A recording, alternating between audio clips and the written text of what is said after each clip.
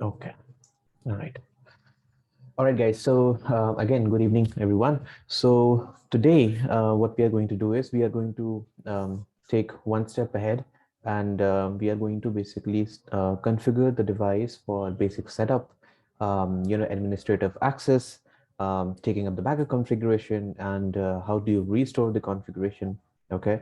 What is trusted host? As in, if I need to restrict the users to certain IP address, how do I do that? The GUI configurations, what we have seen till now, it was all CLI, right? How do you check the interfaces from the CLI, the firewall policies, the route, everything. Now we are going to do the same thing, but from the GUI perspective. Okay. Then the interface, policy, and route, all these configurations, but from the GUI. Okay. So you would be comfortable, configuring the device regardless of whether you have the CLI or you have the GUI, right? So that's what the session will be all about. And if we get some more time, then probably we'll be adding some more. Okay, but that is a whole points that we are going to cover today. Okay, all right. Now we are going to do the same thing. We are basically going to power on the firewall that we have, the switch that we have, and the Windows machine that we have on the LAN segment. Okay. Now the the motive over here is that once you guys also have Windows 7 machine on your LAN segment, okay, so always remember that your Windows machine would be a default image, right? It will not have any Chrome or Firefox. Okay, it will have just the IE browser, and even that would be a quite outdated one, right? So you do not expect that your IE browser would work perfectly fine, and it would work the way it is supposed to. So once you install the Windows 7 machine, the first thing that you need to do is that we are going to configure the firewall policy just like we did yesterday. Once you have the internet access, just ping to Google DNS7 and see if you're able to have the access to the internet. Once you have the access to the internet, then update your Windows 7 machine. Now, when I say update, it is not Windows update. You will be going to the IE browser and download the Google Chrome. Okay. And PuTTY session if you want, because that is the two things that we'll be using on the Windows machine. Okay. And Google Chrome will be used for accessing websites and accessing the firewall GUI as well. So we are going to do all those things. Okay, so now let's go ahead and open this up.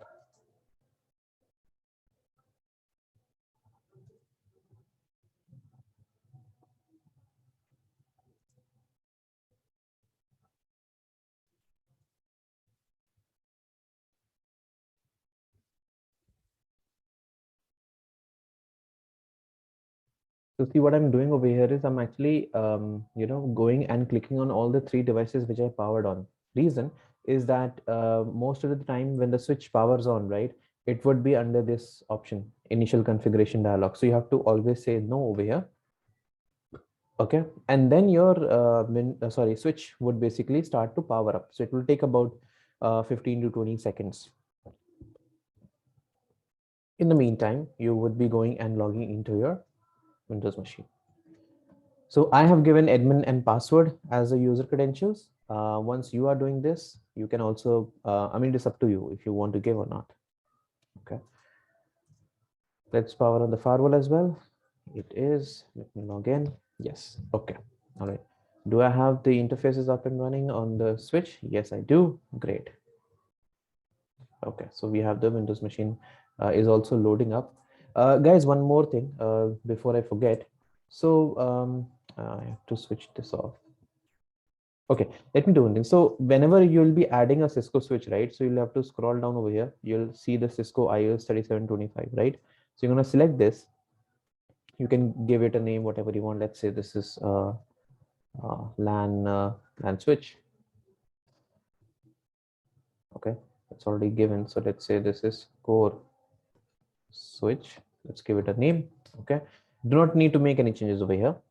Okay, look at the start section, right? So over here, either you can add one more interface, as in an interface that can be given an IP address, or you can add the 16 ESW. So this is basically extended switch. Okay, so you need to use this.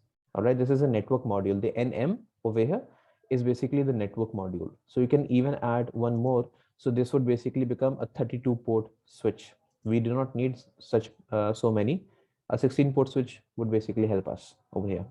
So you can click on save. Okay, just remember, whenever you are configuring your switch, this is what you need to do. Okay, slot 1 and the switch. Okay, because the interfaces that you see over here, right? F1 by 1, 1 by 2, 1 by 0. This is all from the switch. Okay. All right. Now, okay. So let's open up the command prompt. Let me show you what the genuine problem comes up. So ipconfig. So you can see that it's 172.16.32.10 and 32.1 is the IP address that I have. Okay. Now let's first of all see if I'm able to ping anything.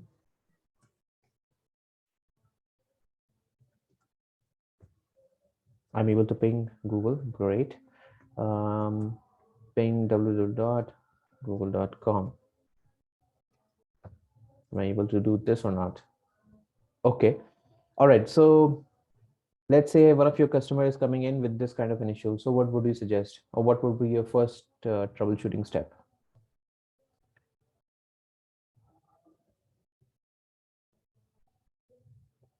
Why do you think this could be a problem? Fix your DNS, right? It's the DNS, but I'm able to ping the DNS. So reachability is there. Put the DNS in the DNS settings in the Windows client, right? Okay, so if I do an IP config, all I would be able to get to know that whether I have the DNS configured or not, right? So I can see the DNS is already configured over here with 1.1 and 4.2. Let me do this. So 4.2.2.2. Oh, I can ping both the DNS, and it's configured as well. Well, okay. What next? Yeah, the DNS is configured.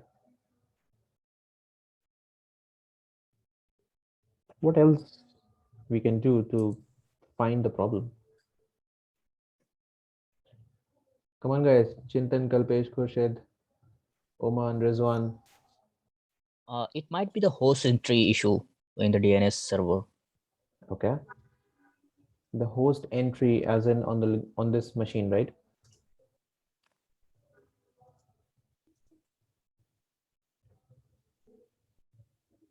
Yes, right. We can do the manually on the host entry. That machine. After that, we will resolve the google.com. Okay, but then that is just for the Google, right? What if I have to access something else? Let's say youtube.com. Even that is not accessible. So I would not be, I mean, it would not be a feasible solution. Maybe ping is not allowed. Ping is allowed. Yeah, ping whatever you want, it is allowed. But then whenever I'm putting a name, that's the problem. So maybe FQDN is not allowed on the firewall. FQDN is not allowed. Okay. But then we did create the policy for all, right? Remember? Yeah. What else could you, what else can we do? Can we configure domain resolution? Domain resolution on the firewall? Domain resolution on the firewall. So domain resolution is basically whenever we are trying to access a resource which is in the domain, and that domain is not resolvable from the firewall. But as of now, we are accessing something which is on the internet.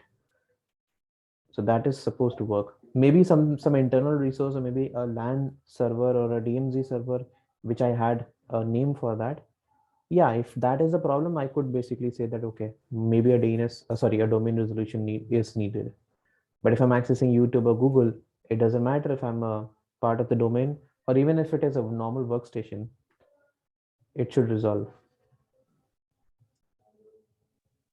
What else can we look for? What would you do? So this is a problem. You have the client's remote session. What would you do?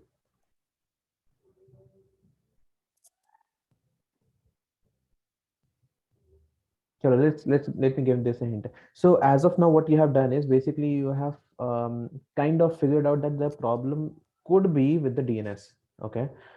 Now, as the next troubleshooting step, what would you check on the client machine or maybe on the firewall? We can even try NS lookup. Okay. So NS lookup. And then Okay, so we have address 1.1. So let me try this.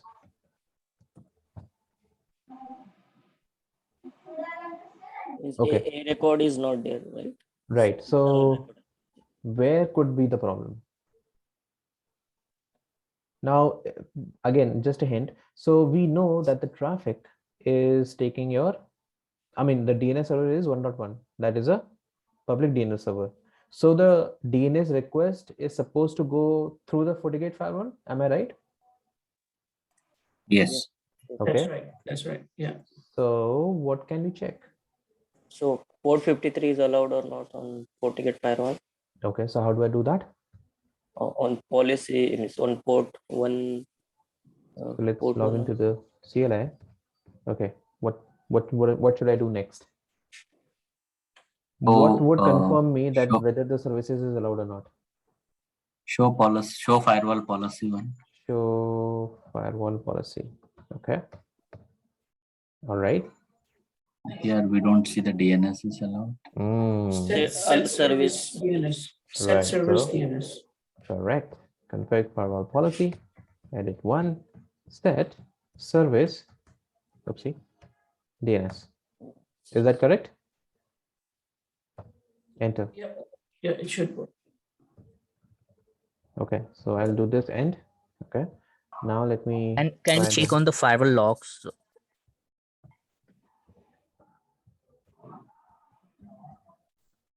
Okay. Great. Got the DNS resolution. Done. Yeah. Yep. Okay. So now this should work, right? So ping Mhm. www.google.com.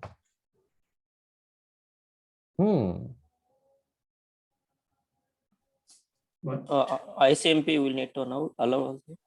Okay. no, Ping ICMP is is there. allowed. But ICMP was there, right? Yeah, it's Ping already was on. there, HTTP was there, HTTPS was there. What could be the problem? Okay, so let me tell you. So what happens is that normally engineers do this kind of a mistake. What happens is that so this is the firewall policy, right? We know this. The services is HTTP, HTTPS, and ping. Fine, no problem. Because there was a problem or we were troubleshooting something and we got to know that, okay, I need to add the DNS over here as well. All right.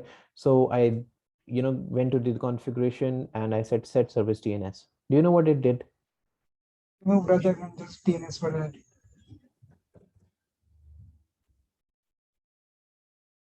This is what it did.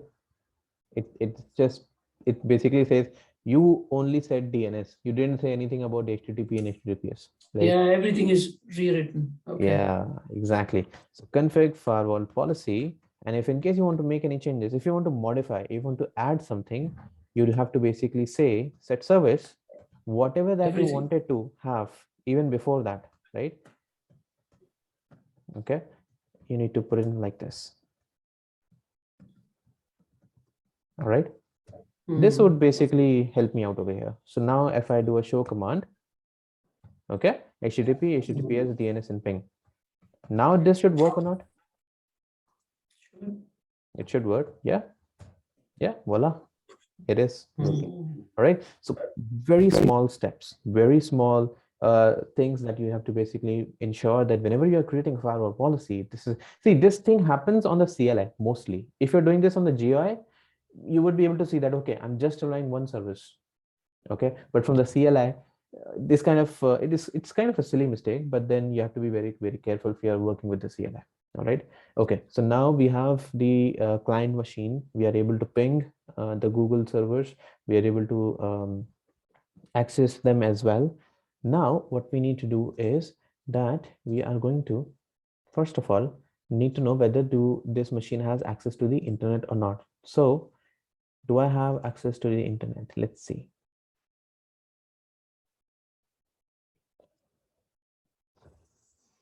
So DNS resolution happened, and yes, I'm able to access the msn.com. Now what I need to do is we will go ahead and do Google Chrome. Okay, and download now.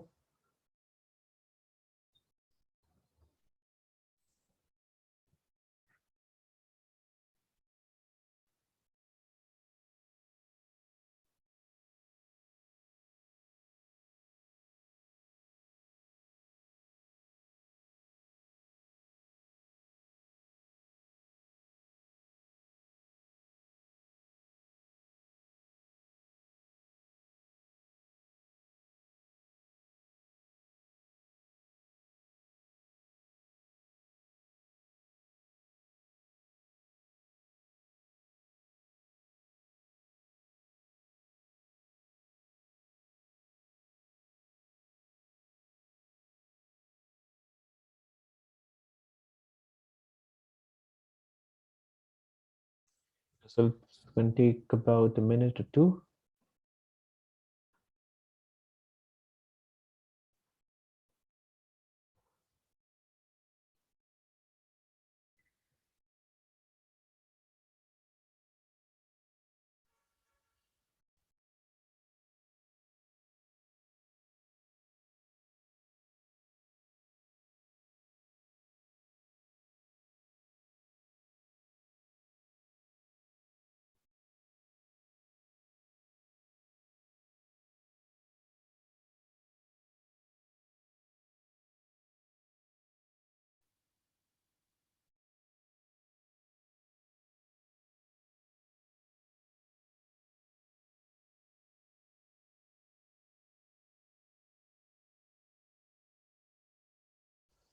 Okay, now let me just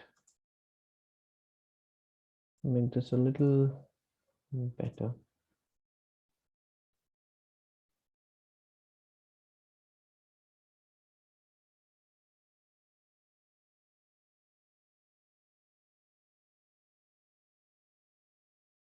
Okay, now let's go ahead and see if I'm able to access the firewall from the GUI.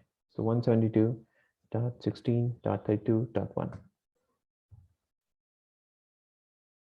Okay, good. So I'm able to get the login page. Great. Now the username is admin, and password.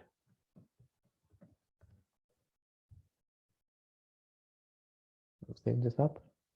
Okay, now remember that whenever you are basically logging into the FortiGate firewall for the first time, this is what you would get. Okay, it's basically it's going to ask you a couple of things, which is basically the host name and a little bit of other information. So it is basically saying that what host name that you want to this particular FortiGate that we have. So now what we know is that we have this guy named as local FortiGate, right? So we are going to do the same thing, local FortiGate. Okay, click on OK.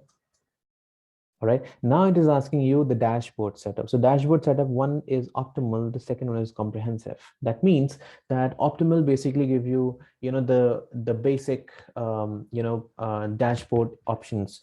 Now it's like monitoring of your CPU, monitoring the memory, monitoring the number of sessions, who is logged in from the administrator list, and the licensing information and all that stuff. Comprehensive is basically all kind of monitors and display factors that you can get on the firewall. You would be able to see that. So it's always good to use the optimal, because comprehensive takes a lot of CPU and the memory. It is not required unless it is the only way to monitor everything on your network. So we'll click on OK. Third thing is basically it is going to tell you that whatever firmware version that you have, and maybe it will try to load up some YouTube video of FortiOS 7.0, so that you can learn more about the features and the functionalities of the device and how to go about that. So we do not need that. Okay, you can click on do not show this again. Click on OK. All right, so this is basically the dashboard of your local FortiGate firewall. Okay, now if you look from the top left, right, let's start from there. So you're going to see a couple of things. All right, Now over here, what you can see is that first of all, you are getting to see a column which starts off local FortiGate, which is basically your host name. Yes. Next is the dashboard. Now dashboard has a drop down, right? Now this drop down has status, security, network, users, signaling, FortiView. We'll talk about this slowly and gradually. Okay, but these are all monitors monitoring something. FortiView websites. So websites is basically whatever websites that you are accessing through the FortiGate firewall. It's going to show you all those. Okay, which is the highest policy which is being used, the highest session which is being used. So you will be able to get all this information once slowly and gradually. Once your FortiGate is passing the traffic, it will be able to capture all those information, and you would be able to see those information over here. Okay, all right. Now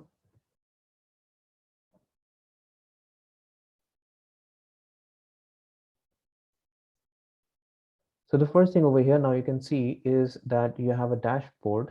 This dashboard basically gives you options of, what is the firmware version that you have, the model number, which is NAT mode, the system uptime, when was it powered on, okay, then the WAN IP. Okay, we do not have an WAN IP over here, which is why it is not showing you that. Okay, next is the FortiGate cloud. This is a licensed feature. You won't be able to get to know this information, but this is more or less like a cloud space where you can save all your logs, all your logging information.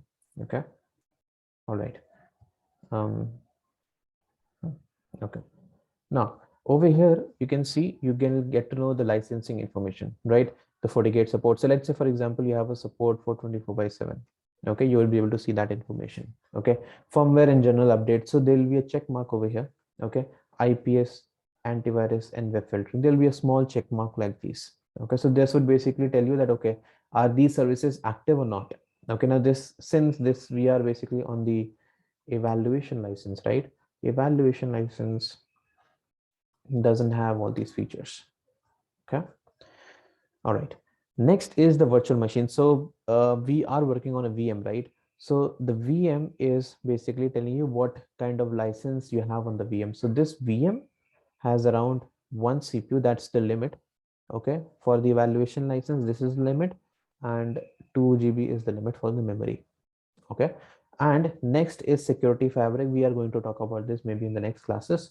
And then you have the administrator section where you can see I'm logged in with admin, right?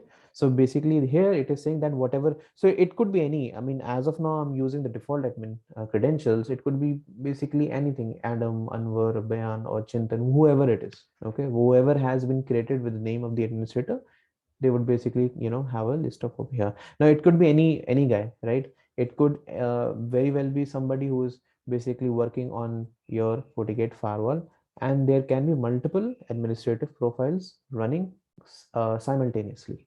Okay, so you could basically see number of people who are working over here. Okay, you can see that, yeah, there are 3 administrators already. Okay, yes, Raj. Question? No question? Okay, all right. All right, so now over here you can see that if you scroll down a little bit, you will be able to see the CPU and memory utilization.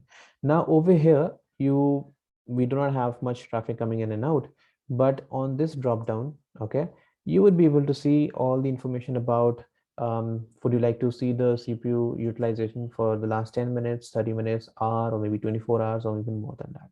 Okay, sorry, 24 hours is basically the maximum that you can go for the real-time environment. Okay, same goes for the memory as well. 10 hours, 12 hours, whatever it is. So let's say 1 hour. Yeah, see, so you can see that there is a peak over here, which is why, because it was powered on a couple of hours back. Okay, same goes with the sessions as well. If you look into the session, it's barely anything, because it's just 19 sessions. FortiGate sessions basically go way beyond in lakhs. Again, it all depends on the model that you have. Okay, so that is the dashboard. All right, so if you click on this, it will collapse. Okay, now you have all the other options. Now in this section, yeah, Kalpesh. So if you want to check CPU for last 7 days or 3 days, then how we can check? CPU utilization for the last 7 days would be a difficult thing to do because CPU utilization and memory utilization, this is mostly your real-time thing. But what you can do is that normally all kind of network environments or clients, what they do have, they normally have a server, and they go ahead and install this guy which is called as an snmp server, right? So what they do is that snmp server basically triggers snmp alerts, right? Now these alerts would have information about the cpu utilization, the memory utilization. Okay, so rather than getting that information from the FortiGate firewall, you can get this from the snmp server. Okay, not even 7 days, it could be very well for 1 year. Because many users complain that we have latency issue on that particular time, so we need to check is there any Absolutely, you can issue do on the that. network side actually. Right. You can do that, but then again, you can do this till 24 hours over here. But if you need more than that, then configure an SNMP server, because SNMP is just a monitoring service, right? CPU, memory, interfaces, traffic, in, out, and all that stuff. Yes, It's we quite use easy a actually. SolarWind server for. Yeah, SolarWind is actually good. Yeah. SNMP plus 40K. Let me show you how to configure 40K SNMP agent. Yeah, here you go. So this article is going to basically tell you how to configure the SNMP, and you can use SolarWinds or any other software that is available for free. Okay, you can configure this, and that is about it. You would be able to get the information about your CPU utilization for maybe 2 months, 3 months, 6 months, even more than that. CPU utilization, memory utilization, interface utilization. When was the interface down? When was the interface up? When was the FortiGate up? When was the FortiGate down? All these things you would be able to get from the SNMP servers, and that is a monitoring tool, and that is why it is being used. So if in case you need anything which is above 24 hours, an SNMP server is a much better choice as compared to doing this on the FortiGate firewall itself. Okay. Yeah, thanks. So can we get the logs in Forti Analyzer? You can, absolutely. If you have a Sure. Forti analyzer, you can do this. You can do this even on the Forti manager. Okay. Again, it does not have much capabilities, but then yes, Forti manager and analyzer both have this functionality that you can send these information or logs to them. Okay. All right. Now the next part is the network. Okay, so we'll click on this. All right. So you'll be, you'll see all of information. The first tab is basically the interfaces. Okay. Now look a little closely over here. That the first thing that you see, okay, is your FortiGate hardware device. Sorry, the VM device that we have. Right now, you can see that you have around 4 interfaces, and all these 4 interfaces are all green, right? I mean, it says till 24, but what we have done is that in the image section, we have by default said that this image would have 4 interfaces. So that is why it is showing up with 4 interfaces.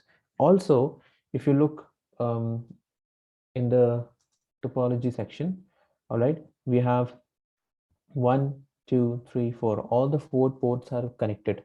So what happens is that you can see that this is a green option, right? So green is basically that this port is connected. Okay, and that is why it is showing you up like this. Okay, now if you scroll up, sorry, scroll down, there's something which is called the aggregate FortiLink. Okay, we all know CCNA basics, right? It's a PAGP, port aggregation protocol, right? So this is also work on the same pattern. You can add multiple interfaces to it, and you can access that. Sorry, you can use that as a PAGP. Okay. Next is the physical interfaces. All right. Now this physical interface, you can look over here. You can see the port 1. Now this you remember, right? We got this from the DHCP. I haven't configured this. So let me click on edit. And let me show you this.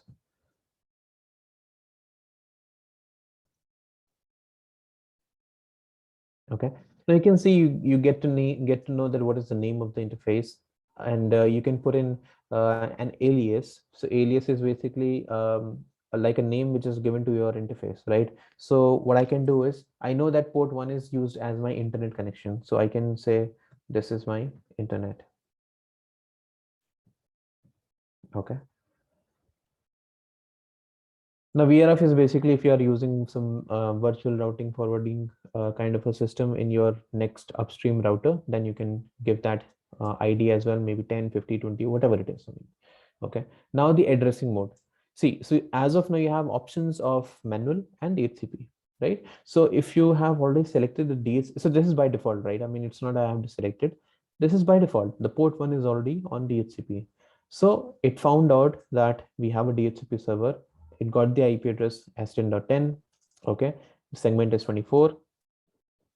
Expiry is 2022, which is quite a good time to have. Acquired DNS is 10.2. And the default gateway is also 10.2.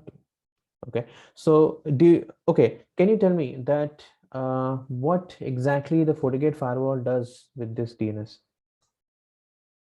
Why? So I mean, my machine, the client machine, they have a DNS of 1.1, right?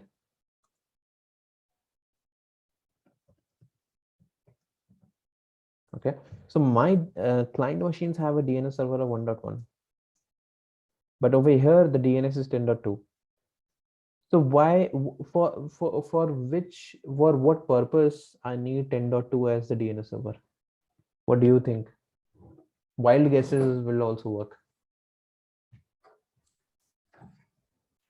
Internal resolution, right? You have internal DNS servers. Uh-huh. That So is what you 10.2 want to is resolve. okay. So let's say, for example, just a hypothetical situation. So let's say you have 10 users. Okay, you have a small company and that company has 10 users, and all these 10 users have the DNS as 8.8 or 1.1 for that matter. Okay, but the DNS configured on the firewall is a different IP address, which is either on the internal network or maybe an IP address which is given by your ISP. So let's say, for example, considering this situation, 10.10.10.10 IP and 10.2, this IP is given by my ISP, okay, whoever it is. So in that case, what would I do with this DNS server? Because all my 10 users have a different Google DNS server. So what will I do with this? Any ideas and any guesses that what exactly this DNS server will be used for from the firewall perspective? For updating iOS Updating the virus. yeah, or filtering, like filtering, sandboxing, like this, right? Okay, all right. Let's do one thing. Rather than saying updating the virus, we can say updating the antivirus. Okay, I don't want to update my viruses. I'll probably update my antivirus, right? Right. So antivirus or IPS, right? Application control, all these things, whatever features that your FortiGate firewall has, if it needs to be updated, it is going to use that particular DNS server. Consider this to be a just like a Windows update, right? So what happens? What do you do whenever there is a Windows update, right? What happens in a Windows update? It's basically a patch management, right? Whatever new Windows patches are, it basically makes sure that those patches are installed into the system so that your system is always virus free and no certain kind of attacks cannot happen on your system. That is the reason you always update your Windows, right? Or always update or always have a patch management for that. Even if you have an antivirus system on your machine, what do? You always make sure that those antivirus system is updated on a daily basis or updated on couple of hours. Why? Because we need to have the right signatures or the updated signatures. So whenever we are browsing through the internet, we are safe and we can basically be rest assured that there will be no attack on my system. The same purpose or the same logic goes over here as well, that your acquired DNS, the 10.10.10.2, this DNS is used to resolve updates. It is whenever the FortiGate firewall is trying to fetch updates from the server, okay, it is going to use this IP address and not 1.1.1. I can change this absolutely, but whatever information that is configured in the DNS, I'll use that particular DNS IP address to update myself. Whatever patch management or virus antivirus updates and IPS updates are, I would be using that particular DNS to resolve and get the right updates. Is that clear? Now, Can yes. this be Google Cloud or Cisco Cloud IP address? You DNS? you can. Okay. So what you do is rather than you can come to the DNS section over here. Okay. Now over here you can basically make the change. Now see over here it says dynamically obtain DNS server. Okay. So this is the DNS server which I'm being using. I can change this absolutely. I can say specify. All right. And over here I can use it. Whatever if I let's say for example 1.1. Okay, I can use it. No problem at all. Okay. Now again, but you have to remove this to ensure that you do not use the DHCP server. Okay. One more question I have is, Yes. if I am getting an IP address directly from the service provider, like my firewall is exposed directly, not the router, then where do I need to configure it? Okay, can you repeat? So you have the IP address which is being given by your ISP to the firewall directly? And Okay. I don't have any device in between. It just want to plug it in my FortiGate directly. And I want that DHCP from my service provider. He's going to, because it is his DHCP, right? Right. So he just need to send me the DHCP and DNS information. Yeah. And This I'm is what directly exactly is exposing happening. This is what exactly is happening as well. If you consider the EVNG server as the ISP, this is what we are doing as well. We are connecting to see what we are doing over here is we are basically connecting to the net, right? This is the ISP and I'm directly connecting my port 1. I'm not doing anything else. Port 1 is taking the IP address automatically with the DHCP, the default gateway, the DNS information, everything, right? That's what it is. So okay, so now the administrative access. So remember the set allow access, and then we used to say HTTP, HTTPS and all that stuff. This is where you go ahead and enable this. So it's quite simple. Just check mark whatever you need and remove whatever is not required. Okay. Now there's one thing which is called as the device detection. Now this device detection, let me show you. Okay, so it says when enabled, local MAC address filtering is available. Okay. So the catch is that to ensure that device detection works, okay, this is just for information. It is not really, you have to understand this wholeheartedly. So when the device detection is enabled, okay, whatever MAC addresses which is being received by your FortiGate firewall, it will try to see that what is that MAC address coming from, because every MAC address has an identification that it will tell you that is it a Windows MAC address, or is it a Linux MAC address, or is it a MAC address, right? So you can do that, but that is not required. So we keep this as disabled. Okay, we're going to talk about the traffic shaping later, and that is it. Make sure that the status over here is always enabled. If it is disabled, even if you configure the FortiGate firewall with all the IP address and the information, administrative access, it won't work. Okay, so you need to click on OK over here. The same thing applies on the other interfaces as well, which is port 3, for example. Let's take this up, click on edit. All right, now see port 3, the alias, we don't have anything, but we know that port 3 is my LAN segment, right? So let's say this is the LAN. Okay, that's it. Okay, now rather than having the DHCP over here, I said manual. Okay, and I have given IP address of 172.168.32.1/24. Okay, if you want, you can provide a secondary IP as well. No problem in that. Okay, the administrative access is exactly the same. You can create a DHCP server as well over here, and rather than giving the IP address manually, you can basically have the DHCP server to provide and give DHCP IP addresses over here. You can provide the range, the net mask, the default gateway. You can specify, or you can basically take up whatever the interface IP address is. Okay, same as the system DNS, or same as the interface IP, or you want to specify.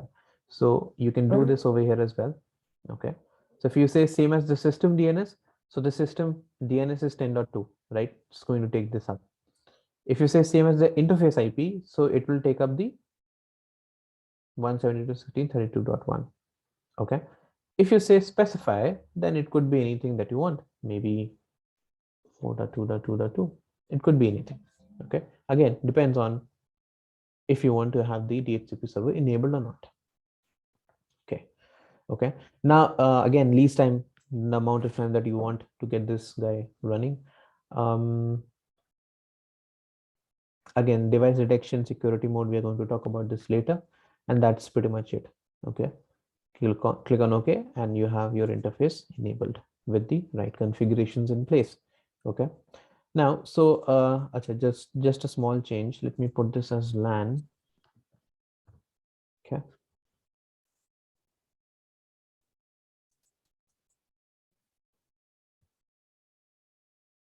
okay, all right. So now my LAN port is configured. My port 1 is configured, but I think I didn't click on save change. So this is internet. Or let me do this WAN. What is that option role? Which option? Interface, there is one option role. By default, it is undefined. Right, role. See, in the role section, basically this you are telling the FortiGate firewall that this interface would basically have a role, okay, and that role will be either LAN or WAN or whatever it is.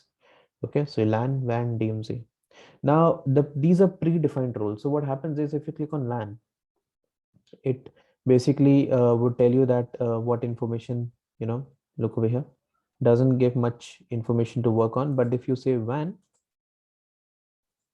okay, you see that you have the estimated bandwidth, the upstream and the downstream. So basically you can limit over here. So let's say if I say 1024, right?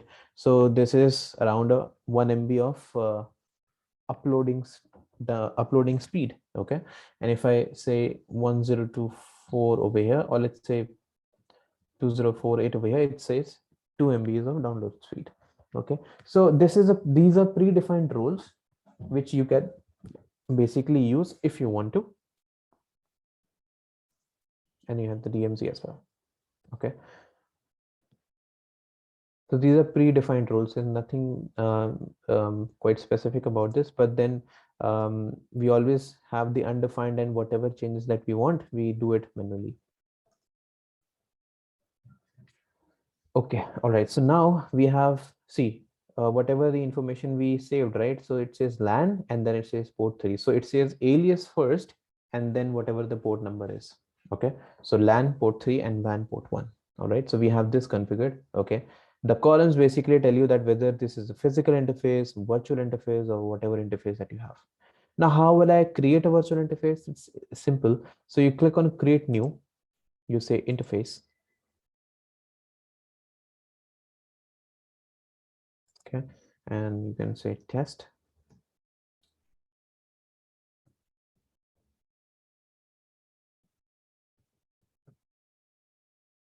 Okay, virtual interface. The type is VLAN. All right. Now again, it's a virtual interface, right? So you have to physically map it to some interface, some physical interface. So let's say I do this with port 2. All right. The VLAN ID could be any ID that you want this virtual interface to be. It could be 10, 50, 20, 70, 100, whatever it is. Okay. All right. The role, if you want to give, you can, or you can even put undefined. That is your choice. The IP address and rest, all the other things are exactly the same. Okay. So let's say, is there any way I can see this port is connected to which switch port from the firewall perspective, not from the no, that's not possible. Because sometimes service provider gives you some kind of an environment, right? Absolutely, they do. Yeah. And you want to know what exactly it's connected to. What you can do is, I mean, as of now, it is not really a part of the setup, but I'm just trying to see. Hold on. Yeah, security fabric.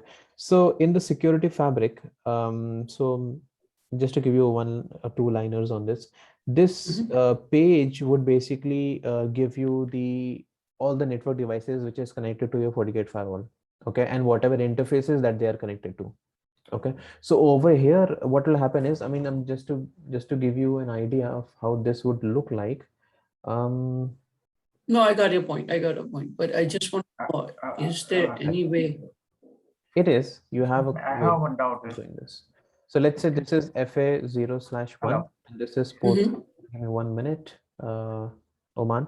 Okay, so let's say this is port 2. All right, so you would be able to see this information. Let's say you have another firewall over here, then you have the LAN.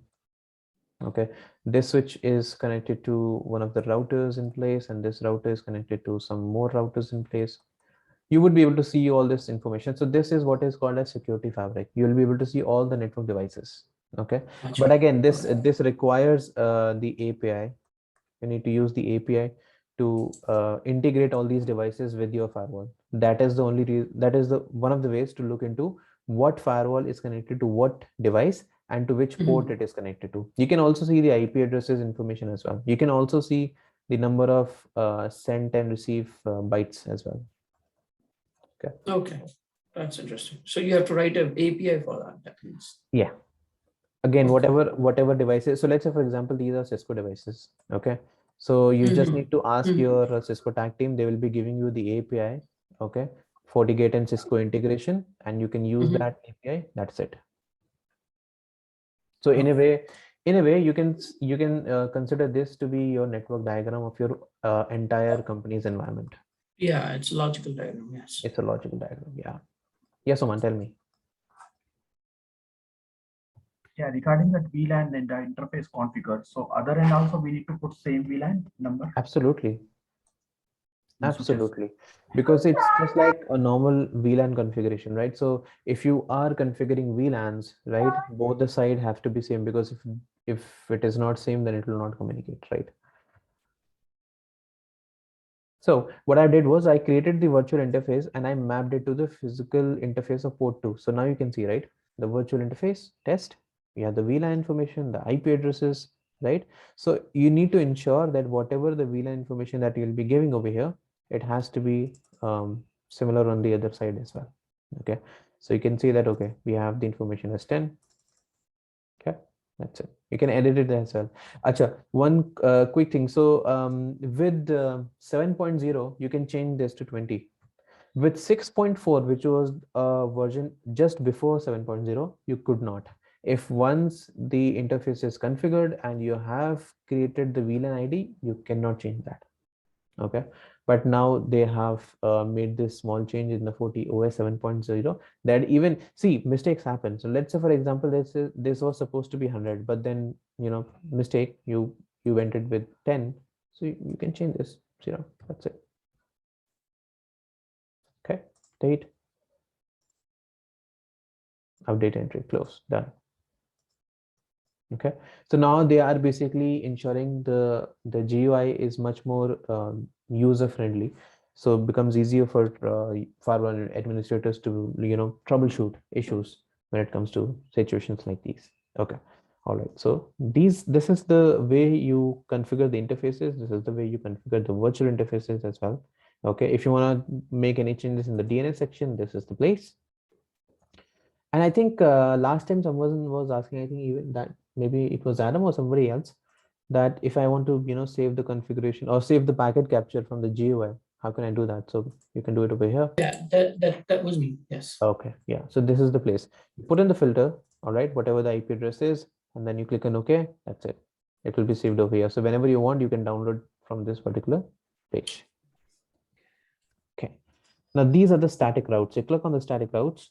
So this was a static route which we created when we were using the CLI.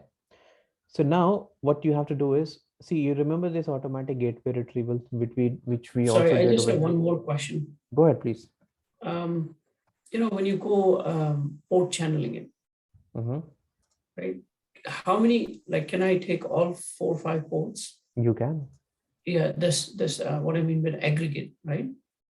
You can. So you can use an aggregate port over here as well. All right. And then interface member, as of now, I only have port 4 because it's not being used anywhere. Okay.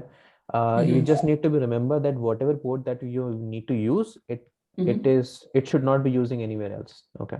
That is it. But you can use whatever port that you want. So Cisco has 8 ports, right? And they say 56 GB, not 80 gig, but 56 gig because of load balancing and other stuff, right?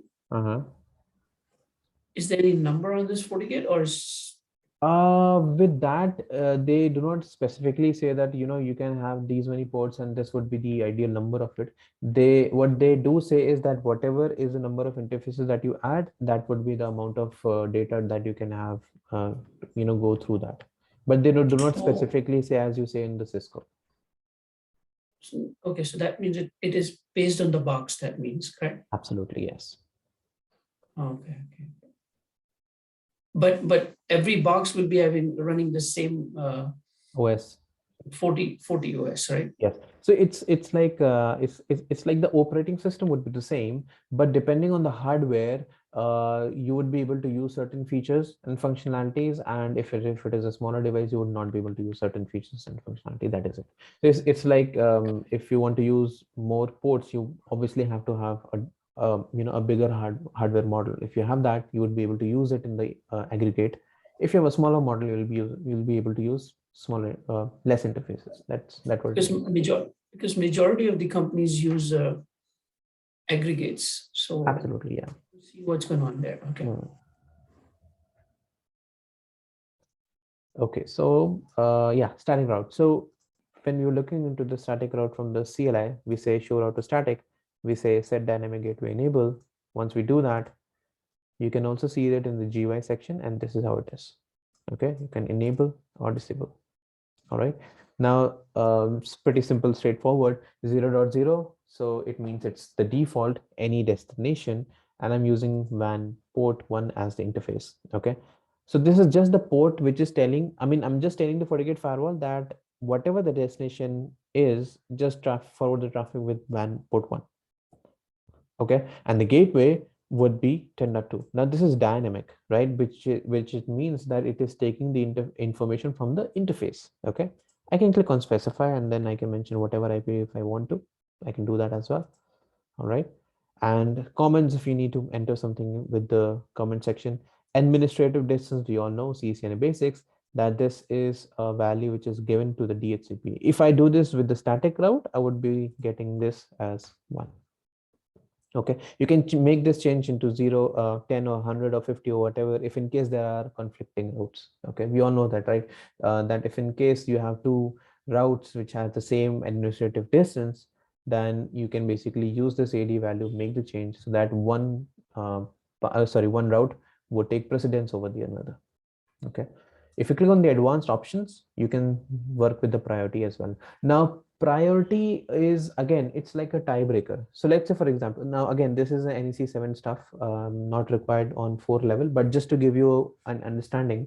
See, let's say, for example, you're running BGP. Let's say, for example, you're running OSPF. Okay, there are high chances that you can have 2 or 3 paths which is basically having the same administrative distance. Then what would you do? So priority basically helps you out over there. Okay, with the combination of the AD and the priority, you can have preference of which route will be taken first, which route will be taken second, and which route will be taken third.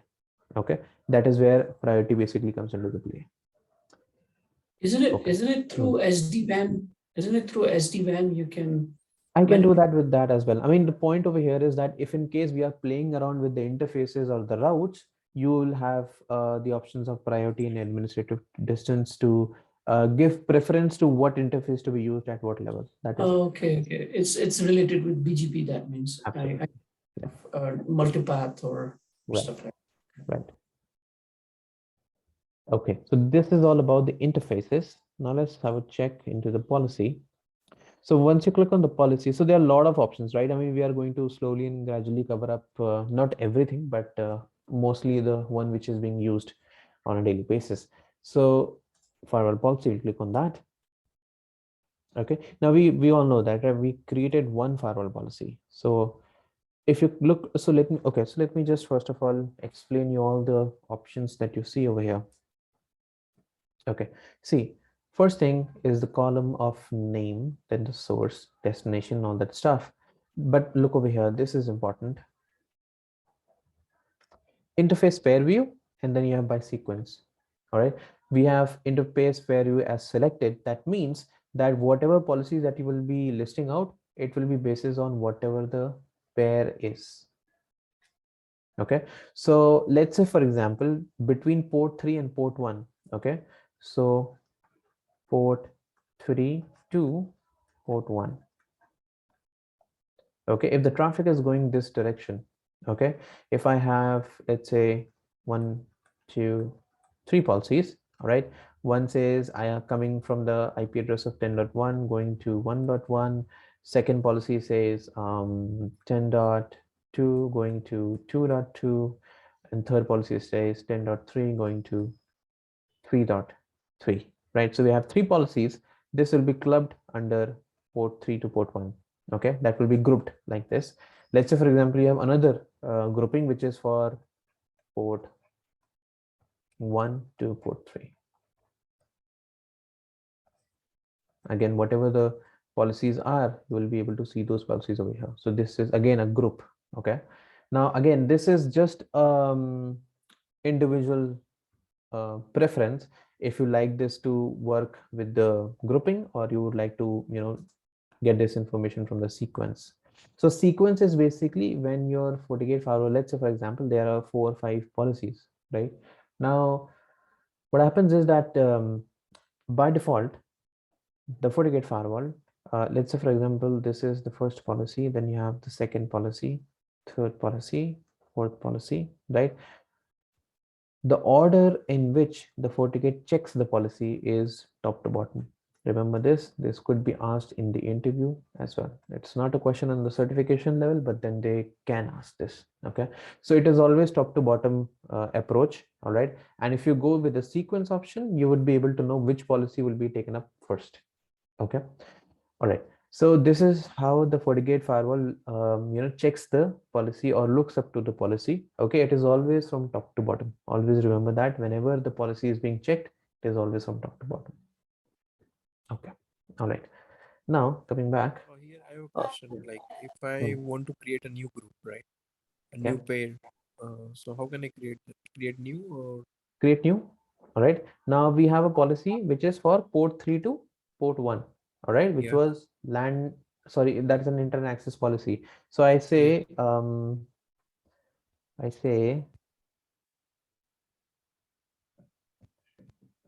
out to in. Okay, and I say WAN port is the source port, the destination will be the LAN port, and the source I can say, so you see this, right? Or you can just basically see the list. These are the default list of information that you can select. So I'll say click on all, right? And destination, again, up to me if I need to use any one of these. So let's say Gmail, for example. Service all or ICMP, HTTP, these are all default services which is already configured on your FortiGate firewall. You can use any one of them which is being used. So let's say, for example, RDP. All right, and then I'll tell you all the other options later, but that is it. Do you see this? You have a category 1, then you have a category 2, or a pair 1 and pair 2. Because after that I can create a new rule in that particular groups. Yeah. So let's say, for example, again, I create another rule for out. No. Can you go back? I was asking, like if I want to create a new rule in the WAN port to the LAN port, right? So I can right click over there and they create a new policy, right? Over here?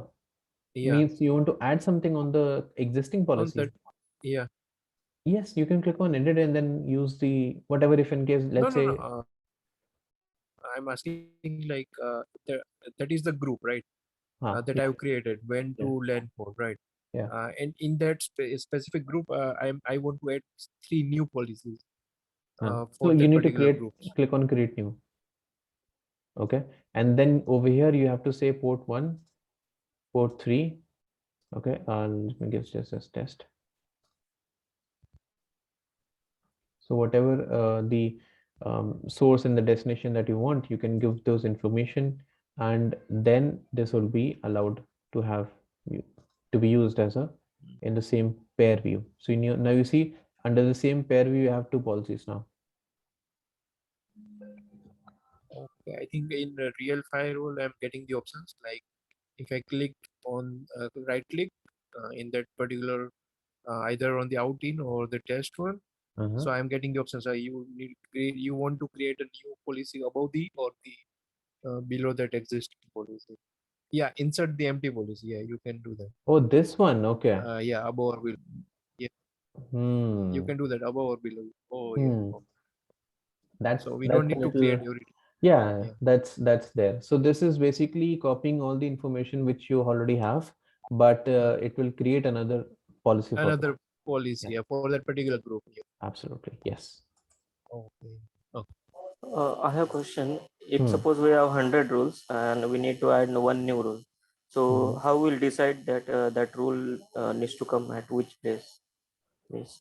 See, whenever you are creating any firewall policy, right, the first thing that you normally ask any of your client is that what the traffic is coming from, and is it like a so I mean the first thing you always ask is that whether the traffic is going from inside to the outside, or is it coming from outside to inside, or is it like coming from outside to the DMZ, or is it from DMZ to outside, right? You need to know the traffic flow, and then you create the policy, right? Whenever you are creating a policy for that matter, even if I just take up this guy, right?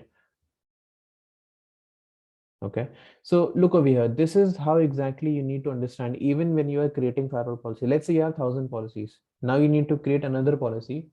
You have to understand one thing, that what would be the incoming and what would be the outgoing port. Okay, once you know this, then you can select whatever the source and the destination you have. Okay, and then whatever services you want. Okay, and then the rest of the options and features will come in handy. Okay. So if traffic is going from inside to outside, and suppose there are 10 rules are there, 10 policies are there, so at which sequence I need to create new policy? So you do not have to basically you do not have to look into the sequencing of it. What you do have to look into is that so let's say you have 10 policies, right?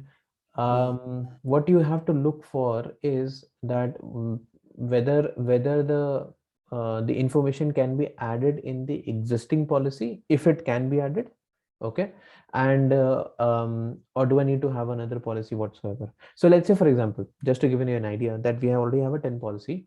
Now the client says that, hey, you know what, I want telnet as well. So what you do is, rather than creating a new policy, you can just add the telnet over here, right? So either you can do this. All right, let's me show you if I have telnet. Yeah, so either you can add the telnet over here, all right, and click on OK. So you do not have to create another policy. That is one way of doing this. Other way of doing this is that, let's say, for example, you have to create a new policy. There is no choice, because a lot of information is different. Okay, so you say that incoming interface is LAN, outgoing is WAN. So that is the category. But the source and the destination is different. You cannot club this with anything else. Okay, so you say, I'm just taking random objects. Okay.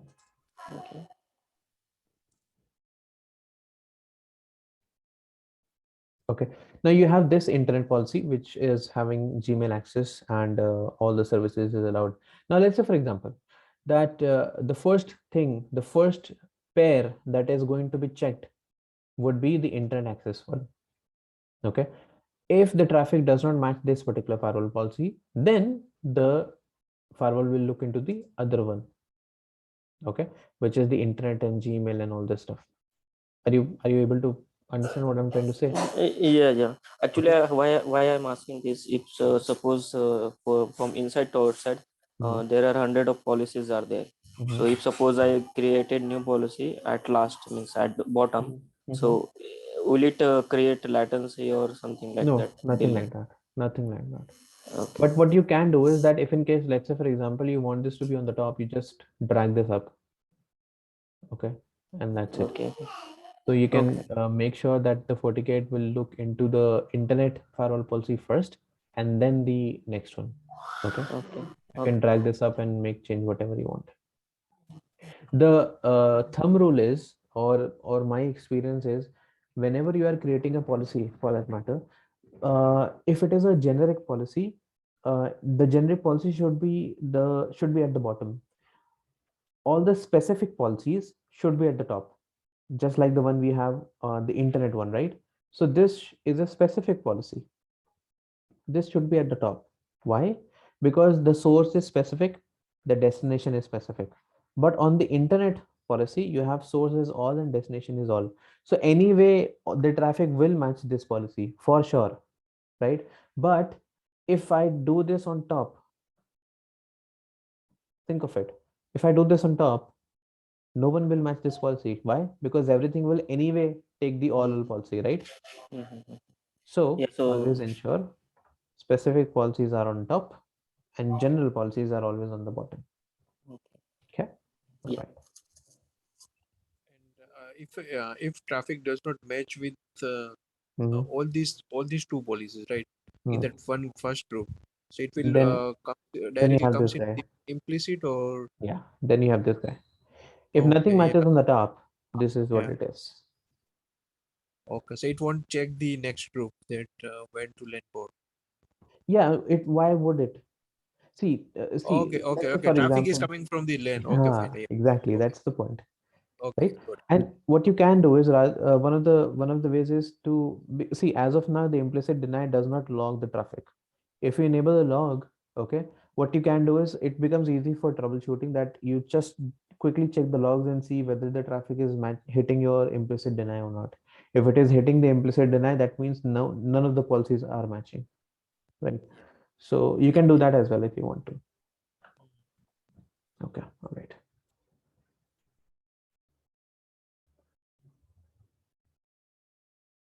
Okay, now the next part is basically that whenever we are creating a firewall policies, right? So there are certain address objects which is already pre-configured. Now, what if I have to configure a address object for that matter, right? So what you do is, I'll take this up as an example. Okay, now my source obviously is not Gmail, cannot be. So see, I cannot use any of the pre-configured address object over here, because I do not want that, the client do not want that, and rest is all Gmail and all that stuff, Dropbox and Google. I do not want this as well. So what would I do? I'll say create what? Address. Okay, I say this is my LAN segment. Okay, now in the type section, you have multiple options that you can filter off with. All right, so you can have IP range, FQDN, geography, dynamic, and device MAC address. All right, so basically, rather than having an IP address, you can also put in your MAC address. Okay, if you say subnet, it is going to ask you /8/24/27 2932, whatever it is, classful or classless, does not matter, but you have to enter a subnet. Okay, if you say IP range, then you have to put an IP range. So it's like 172.16.32.1, or let's say 5.10 172.16.32.10. Okay, this is how it is. So basically, you're creating an object list within the policy. Within the policy, yeah, because that will be called in the policy, and that will be matched with whatever the traffic is coming. I'll see this entry in my object group, which is basically, I think, addresses, right? Absolutely, yeah. Okay, so you're creating from here instead of going to address and then adding from. Right, okay. So it's kind of a shortcut you can think of. All right, so 172.16.32.0/24. Okay, so this is a subnet for me. So if I click on OK, that's it. Just come up over here, right? So I'll click on this, right? So LAN segment taken up. Now there is this destination. Again, not any of these are the one which I want to use. So I say click on create address. Now I say, let's say for example, the customer says that, hey, you know what, just I want to access Google, nothing else. Okay. So how do I know what is the subnet for the Google? I mean, Google IP address keeps on changing, right? It could be anything right now, maybe after a couple of hours, it could be something else. Then what would I do? I have to add IP addresses, on a daily basis or maybe on the hourly basis. I cannot do that. So what you do is, rather than selecting the subnet or the IP range, you say FQDN. Do you know what is FQDN? FQDN stands for fully qualified domain name. Okay, so fully qualified domain name is basically an IP, is basically the domain name that you use to access any website for that matter. All right, so I say www.google.com. Okay, so let's see if I do this. So for me, it's google.co.in. So let's do that.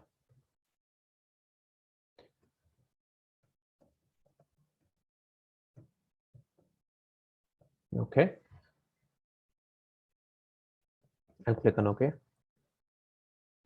Okay, so now it basically took the FQDN for me.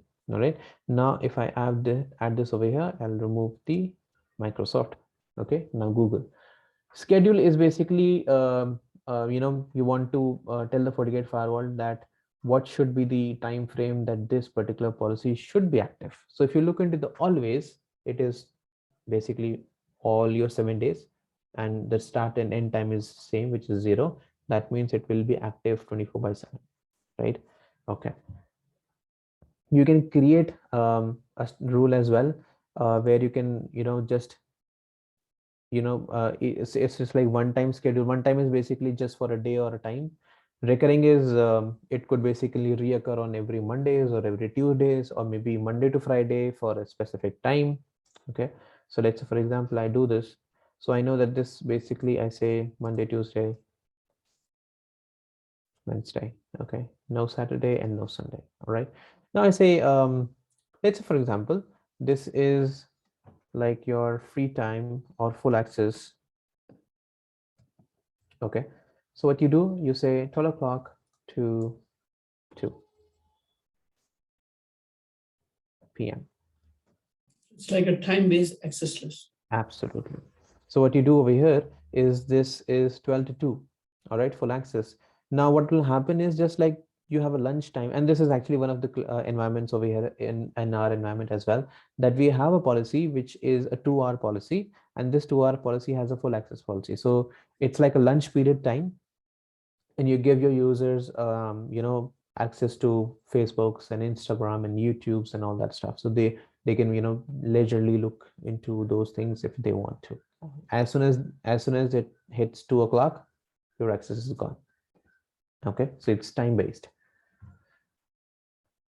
Okay, all right, now service, again, it's all. Now rather than selecting all, what you can do is that you need to know what kind of service you are allowing. Okay, you need to know what is the type of traffic which is going through the FortiGate firewall. If it is a web traffic, you would basically go ahead and use the HTTP and HTTPS. If it is FTP, maybe it's some other traffic, then you can use those. Okay, if it is VPN, you can use that. The VPN, the VoIP traffic, you can use that. Okay, it's absolutely on you. Telnet, PC, RDP, SSH. These are all pre-configured. You can use these. Let's say, for example, there are some custom services that you want. Again, you can use that. Click on create service.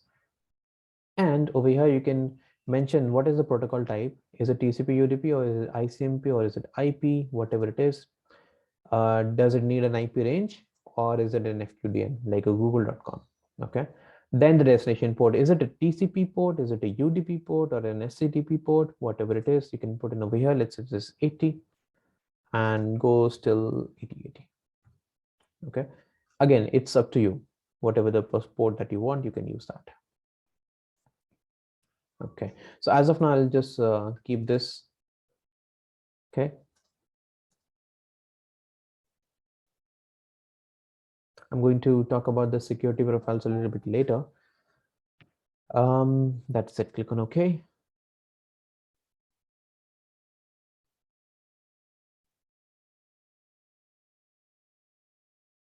All right, so now we have a policy which is called as internet.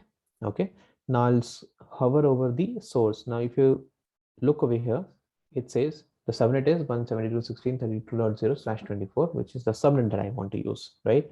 If I hover over the Google, now it says fqdn is google.co.in, but it automatically resolved to 142.250, right? So I didn't do this, it is automatically. So what happens is that let's say, for example, this website or this URL google.co.in gets resolved to, let's say, 2 IP address or 3 or maybe 10. It'll FortiGate Firewall will go ahead and save all those IP addresses in this list. Okay, so whenever you are accessing the google.co.in, whenever the traffic is going to whatever IP address, if it is on the list, it will allow that traffic. Okay.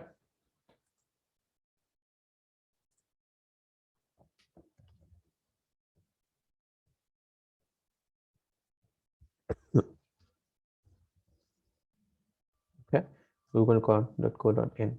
Okay, now let's see if this policy is matching or not. So as of now, it's all 0 bytes. Okay, let's see, because I'm thinking maybe the all or policy would be taking precedence, but let's see.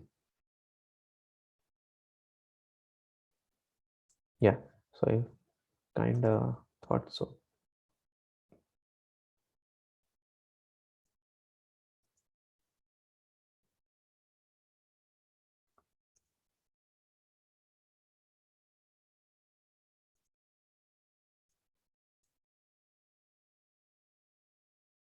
What I'm doing is I'm actually making this policy as a DNS policy. Okay, it's an all policy, but only for the DNS request. Okay, let me do one thing.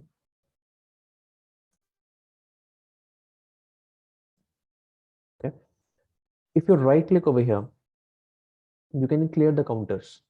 Okay, clearing the counters will basically help you understand which policy is being taken up. Okay, if you do not clear the counters, it is absolutely fine. It is going to show you the information of about how much traffic has been gone through that policy. Okay, so as of now it's all 0, right? Now I'll again Google. Now let's see what happens. Does it work or not?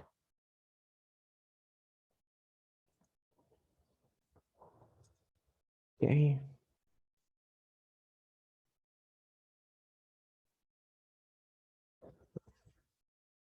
Okay. All right. So this is 140. This is for, okay. So the DNS. So I know that the DNS request is going through the policy. That's good. Okay. But nothing is happening after that.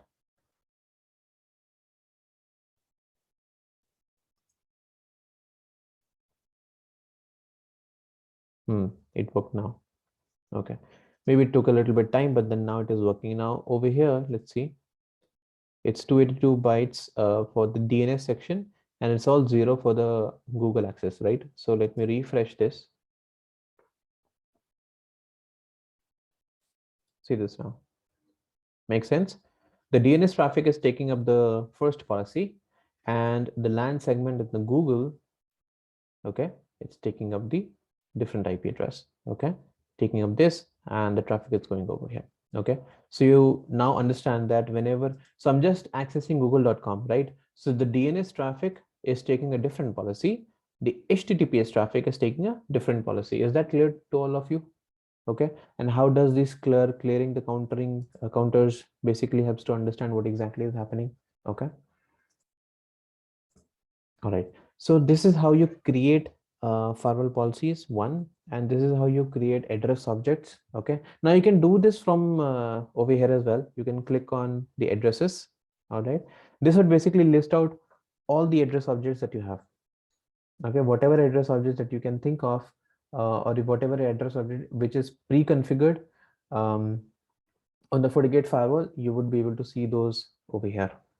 Okay, so you see the FQDN, the Gmail, the Google, the Microsoft. Okay, now look over here. If I hover over any of the FQDNs, right, you see it is getting resolved to multiple IP addresses, right?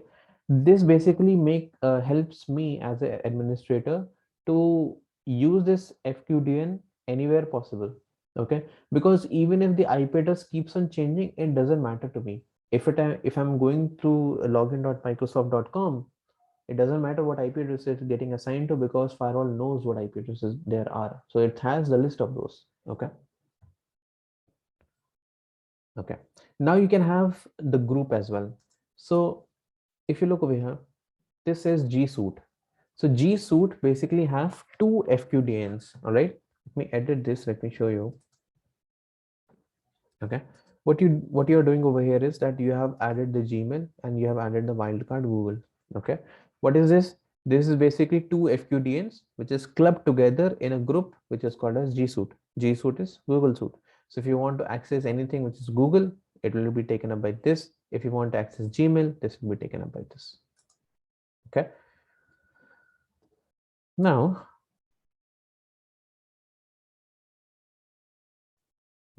see the wildcard. Let me edit this up, show you. See, this is FQDN, but then rather than saying www.google.co.in, it says star.google.com. What it means? It means that the star over here basically means, or the star over here is called as wildcard. Now, what is a wildcard? Yeah, it will match whole URI. It is going to match everything which is ending with google.com. Yes.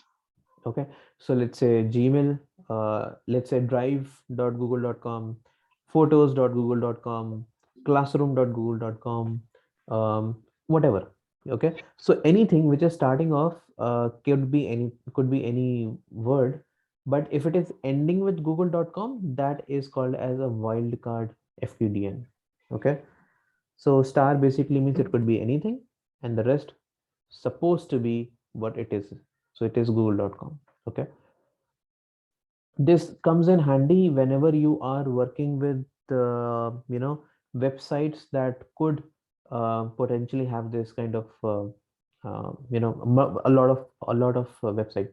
For example, this would also work for your Yahoo, because you have mail.yahoo.com, you have news.yahoo.com, you have sports.yahoo.com, right? So this would also work in the Yahoo case. All right. So the FQDN or the wildcard FQDN basically works in situation or scenario where you have a website which is like a more generic website, and this could have subdomains, and those subdomains you have to allow those subdomains as well, so you can use the wildcard FQDN over there. Okay.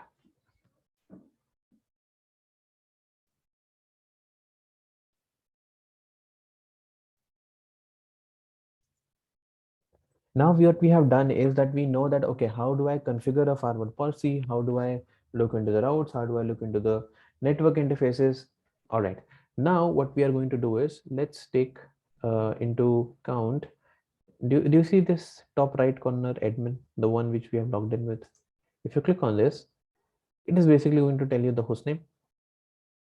Sorry, the name of the serial number, the 40 OS that we have, and then it says system. So now you can either reboot the system, you can shut down the system. Okay. Then you have something which is called as the configuration. So in the configuration, you have options of backup, restore, and revisions. All right. So if you click on the backup, quite simple enough, it is going to back up your configuration to the local PC. And let's say, for example, if it is a hardware device, okay, then you could have the option of USB disk as well. So you can just plug in your USB and then select this option of USB and then save your configuration and then plug out your USB. Okay, you can do that. Okay, so if I click on OK, my backup is ready. Okay, now let me get this open first.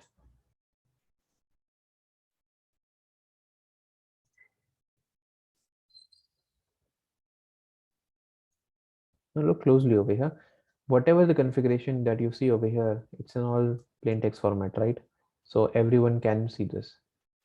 Now this is a security risk. So what you do, you enable the encryption. Once you enable the encryption, you have to basically put in a password as well. All right. So I'll use the same password which I used for the login, which is password. Okay. And I click on OK. Now let me open this up again.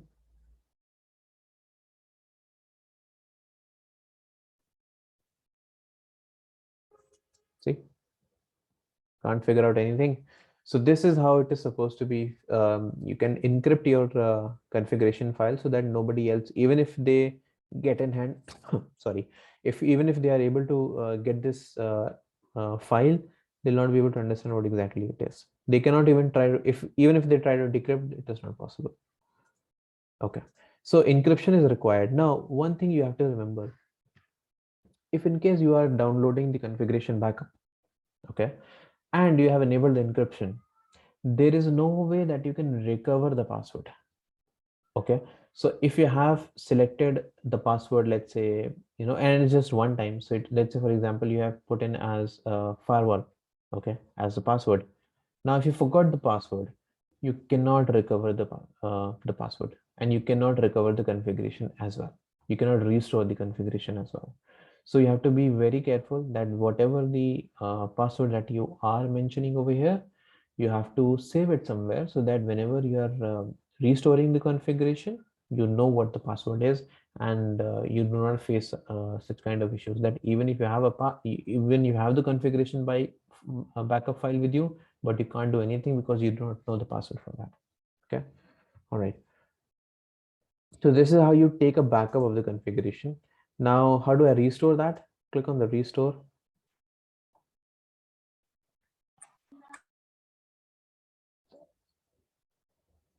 Okay, now you see restore from local PC and USB disks. Again, same option. Now you say upload. Click on upload. Okay, now let's go to downloads. This is the file. Click on open. All right, now I'll say click on okay. Restoring a global configuration will cause the device to reboot. Are you sure you want to continue? Yes.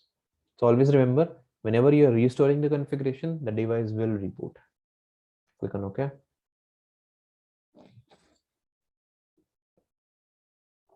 Okay, so the system is going down. Yeah, you can check this in the console. System is going down.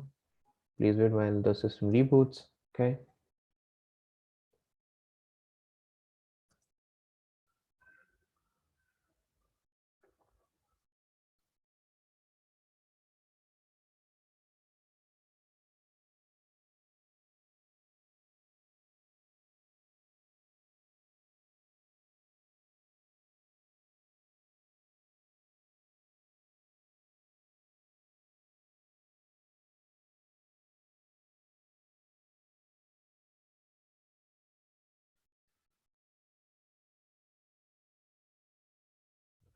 Device is up. Let's refresh.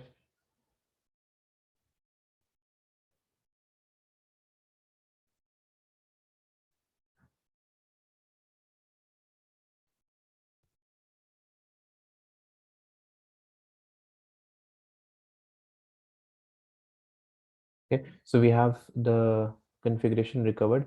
Now let me do one thing. Let me show you one thing over here. If I restore, okay, click on upload and date modified. So this one is the one. Yeah. Now this is the one which has the encrypted password. Okay.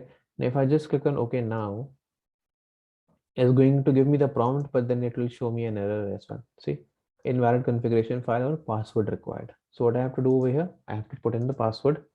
Click on OK. This time this will tick this up. Okay. Yeah. Yeah, I just have one query. Like even if by any chance if we forgot the password, so there is no way that we can recover. No way. You have to save this. Even if we have.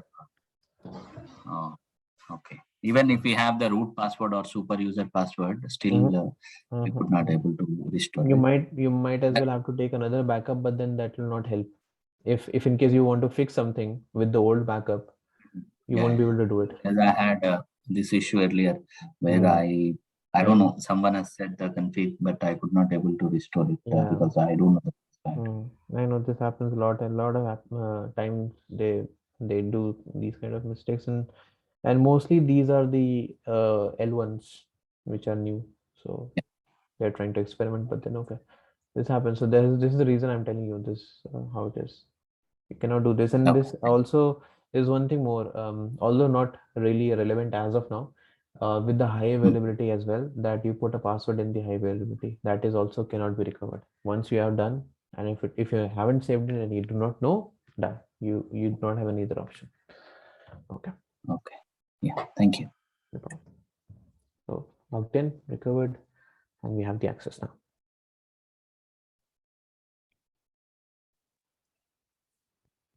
All right.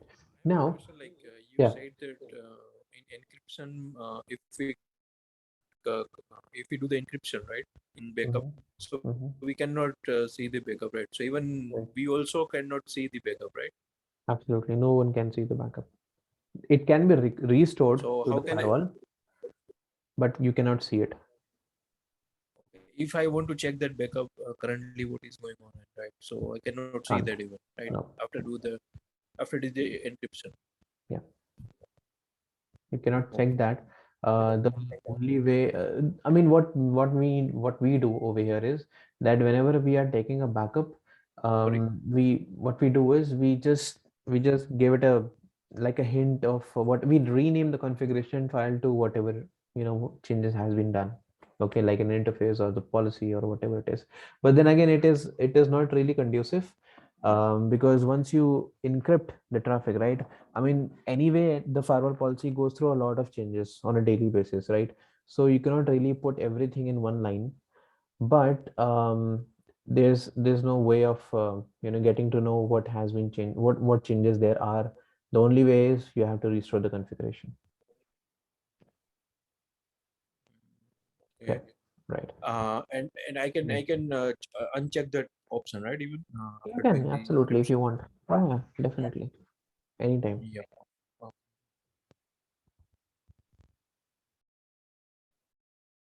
Okay, now one thing which I wanted to show you over here is that in the system, okay, you have the administrators tab. Okay, now as of now you can see that we have just one guy, which is admin, which is by default. Now you can go ahead and create an administrator. Okay, now let's say we have username as Adam. Okay, this is a local user and the password is password. Okay, confirm password.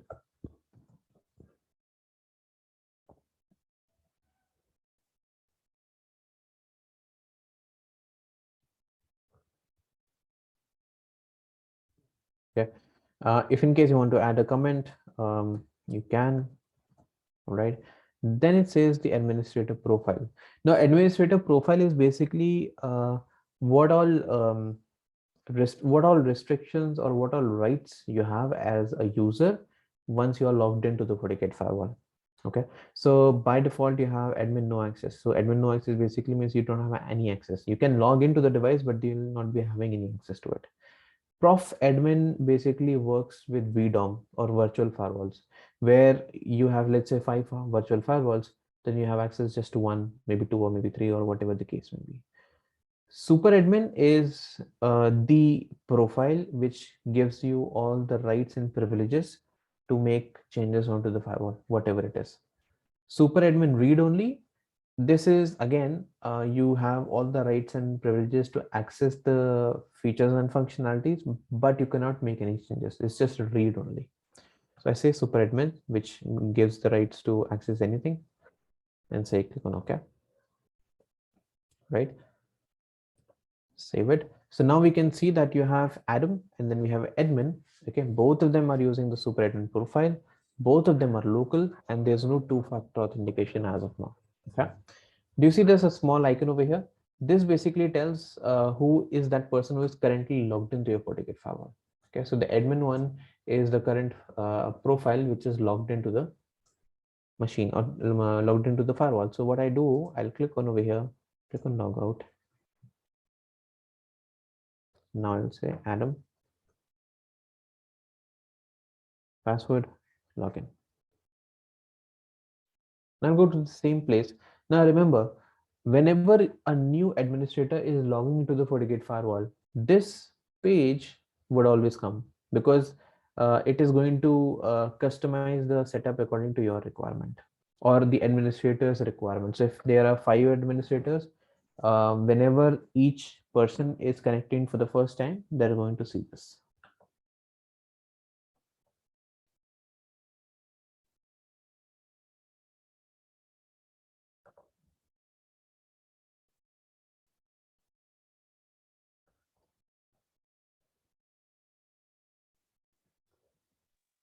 Have a question. Okay.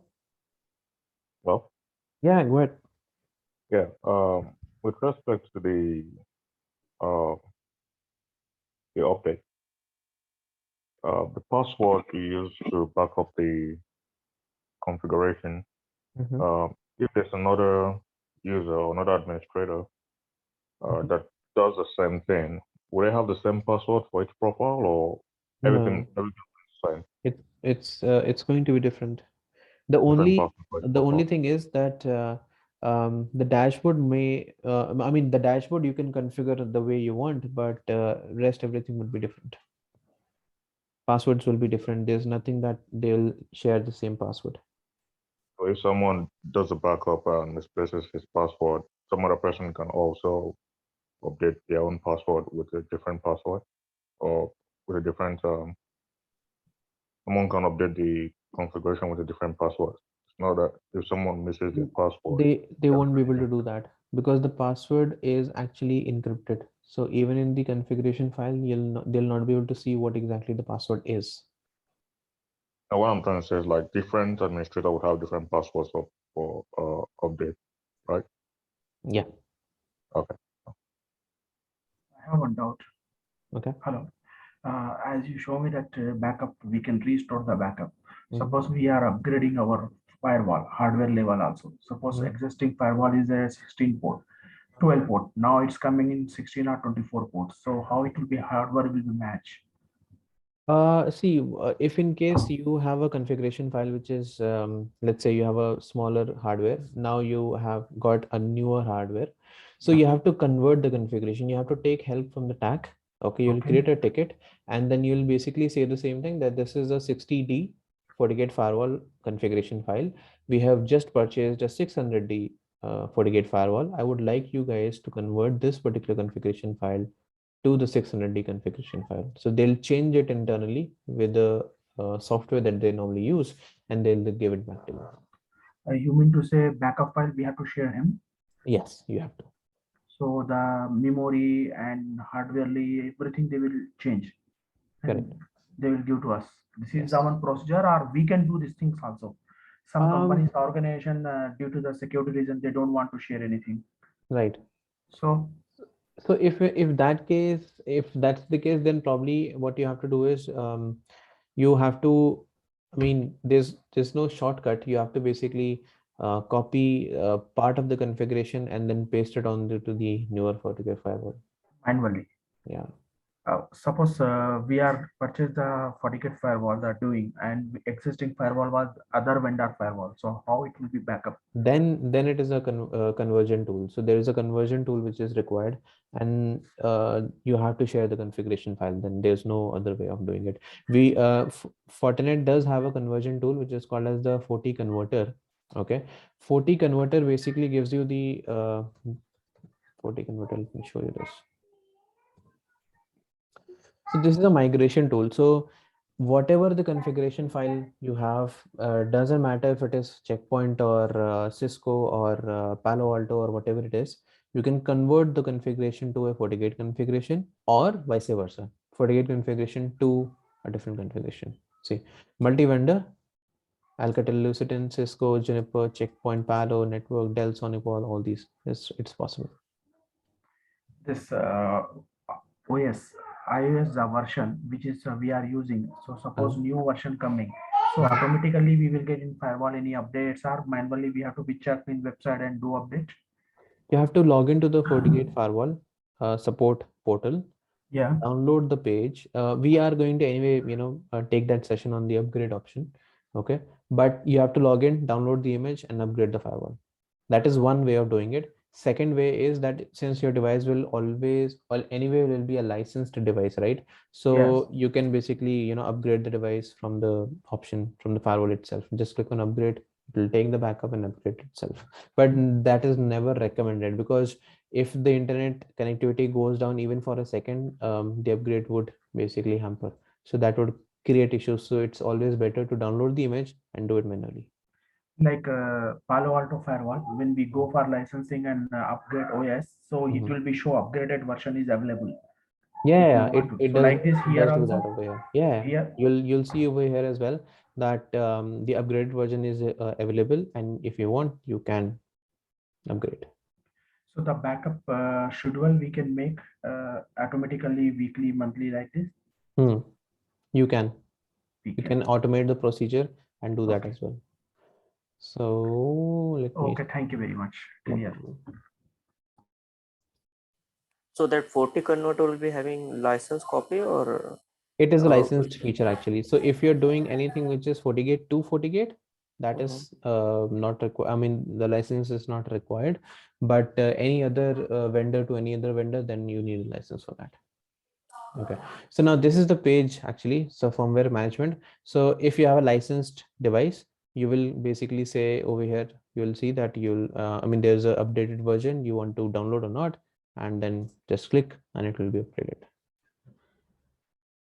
Okay, all right. So now, yeah, the administrator. So I wanted to see, so now I'm actually logged in with the Adam profile. Okay, so now you can see this icon of Adam. All right. Now let's say, for example, I do not want this guy to, come from, any IP address. I would like to have this restricted to a couple of IP addresses. Okay, so I say, Adam needs to come with 192.168.1.1/24.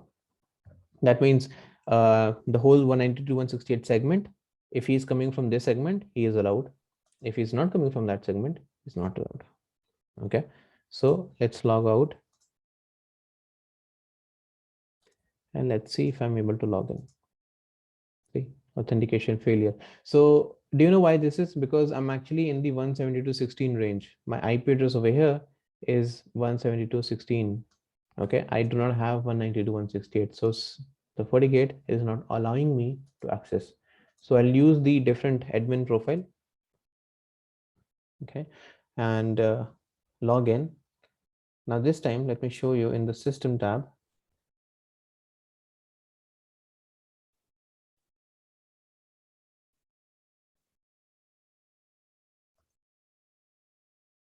How many type of user profile we can create? That's up to you. I mean, there's no as such restrictions to it, but depends on what all options and features you want to allow and what all options and features you want to remove. Okay, let me show you in the log section, event section. We can do to one user only monitor. He can see only. Yeah. He cannot do anything changes. Yeah, absolutely possible.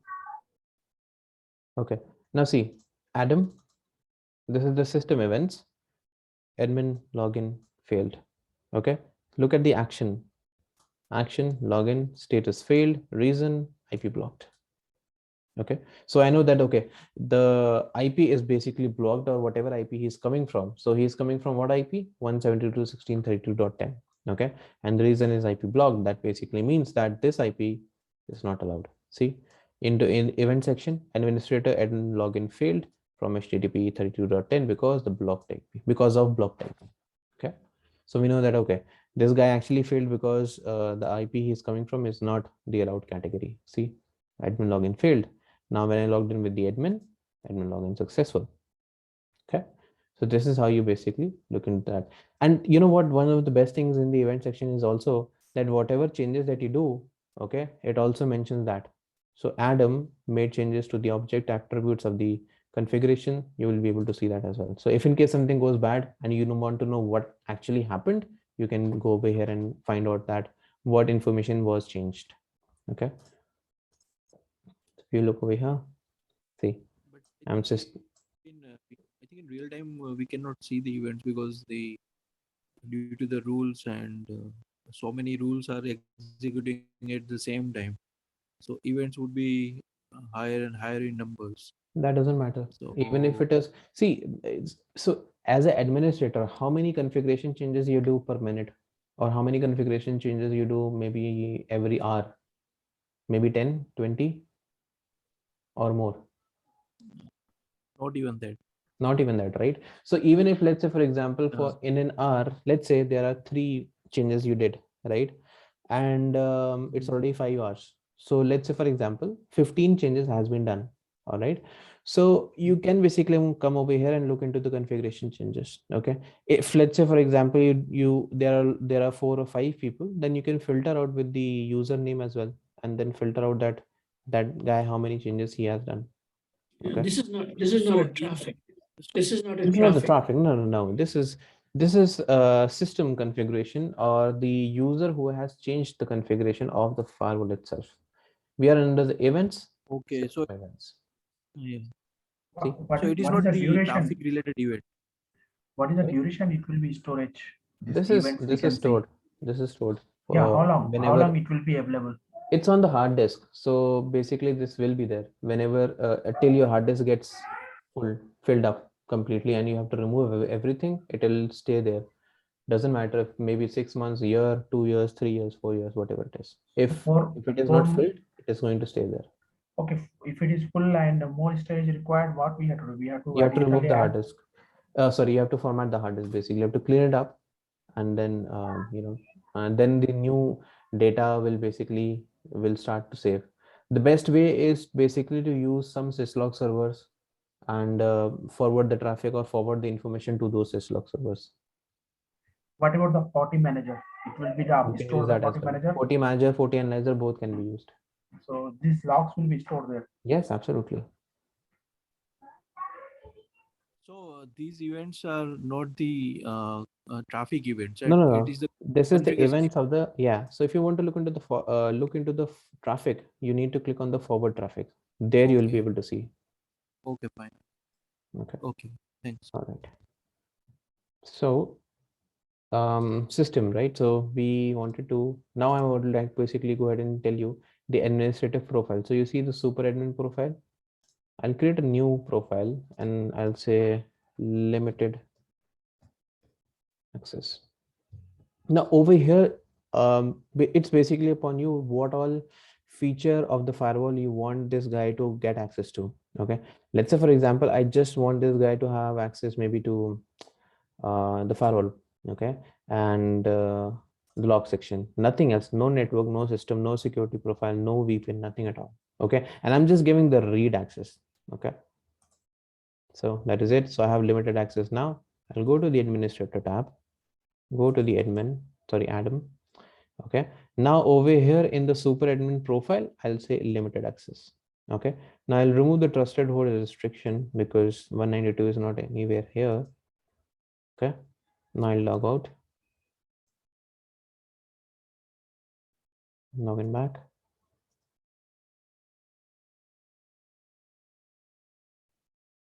So again, asking for the FortiGate setup because I'm logging in with the different user.